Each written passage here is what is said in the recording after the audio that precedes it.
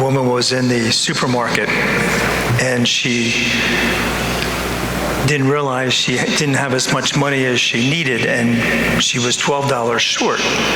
And she was taking things out of the bags and was going to put them back. And a woman behind her was gave her a $20 bill. And she said, no, I can't take that. And then the woman said, you have to. She said, my mom is in the hospital, and every day for the past 3 weeks I've been bringing her flowers. And yesterday, my mom said to me, stop that. Put that money to something else. Do something good with that money. So the woman said, you need to take this. It's my mother's flowers. But we've all experienced that. You give and you get back. It's a principle of life. You give and that principle always comes around. And it's the same with the gospel today. It's the Good Samaritan. There's 3 things that I think this thing points out. The first is, who is my neighbor? We all know what a neighbor is. But I looked it up just to see what the definition of that word is. This is one of the definitions. A person or a thing that is next to or near another. Next to or near another. So who's a neighbor in this church? The one sitting next to you, right? The one sitting right next to you. Spouse, children, brothers and sisters. Neighbor. And then we come down to this second thing of this gospel. He fell down en route from Jerusalem to Jericho. Jerusalem is one of the higher points in that area.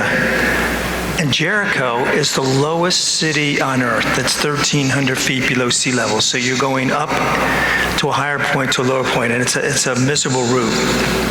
People avoid it at all costs. And so it's interesting that this happened on that route. And it's almost like Jesus is saying, it's not always easy to be kind, is it? It's not always easy to be kind, even in the family context. And the third element of kindness for the Good Samaritan is what? Kindness and the fruit of kindness always has its rewards. Always.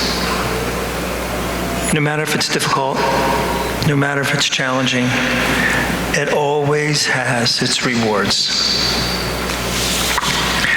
One stormy night years ago at a hotel in Philadelphia, a couple came in at 1 o'clock in the morning looking for a room. The clerk, who was very friendly and accommodating, said to the couple, I'm sorry, but we have no more rooms. And the couple was a little despondent because of the late hour and the miserable conditions that were outside. They were just kind of backed away from the clerk and the desk there. And finally the clerk said to him, look, I work night shift, and I'm a supervisor of this group, and part of it is they give me a room to stay. I can have the maids quick change my sheets, and you can stay in my room for the night. And of course they didn't want to do that, but after insistence they did. The next day, that couple was checking out and they wanted his card. And it just said supervisor of whatever clerk shift they were. And he says to the young man behind the desk, he said, you are the type of employee I want for my hotel. He didn't think anything of it. 2.5 years later, he gets an envelope in the mail with a round-trip ticket to New York City. And in it was a little explanation of who he was, and to meet him on the corner of 5th Avenue and 34th Street in New York City. Do you know what's on 5th Avenue and 34th Street? Somebody said it back there. I think Tim did. Yeah, very good, Tim. The Waldorf, right? The Waldorf. The couple's name was William Waldorf, pastor. And the young clerk was George Bolt, the famous manager of that Waldorf for many, many years.